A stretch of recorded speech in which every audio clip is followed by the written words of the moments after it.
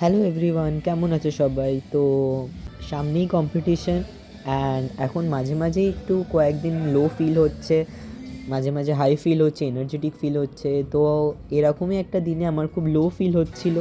তো আমি ভাবলাম যে জিমে এসে কী করা যায়। তো আমার মনের মতো এক্সারসাইজ করেছিলাম হালকা হালকা, একদম লাইট ওয়েটে। যতটা পেরেছি নিজেকে পুশ করেছি সেদিন। এমন নয় কি একদম রেস্ট দিয়ে দিয়েছি। আমি রেস্ট দিতে পছন্দ করি না খুব একটা কম্পিটিশনের টাইমে। সো যেদিন মনে হয় খুব লো ফিল হচ্ছে, খুব হালকা এক্সারসাইজ করি।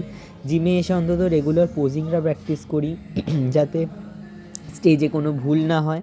অ্যান্ড চেষ্টা করি যতটা পারি নিজেকে রোজ ইমপ্রুভ করা, স্টেপ বাই স্টেপ।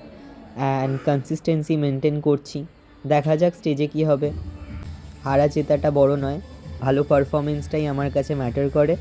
অ্যান্ড হালকা হালকা এই দিন আমি ব্যাক করেছিলাম আর ট্রাইসেপ করেছিলাম। আর আফটার এক্সারসাইজ আমার বেশ ভালোই লাগছিল। অ্যান্ড তারপরে একটু আমি পোজিং প্র্যাকটিস করছিলাম, দেখছিলাম আমার কন্ডিশন কতটা ভালো লাগছে। তো তোমরা সবাই প্রার্থনা করো যাতে ভালো করে খেলে আসতে পারি আর বেঙ্গলের মুখ উজ্জ্বল করে আসতে পারি।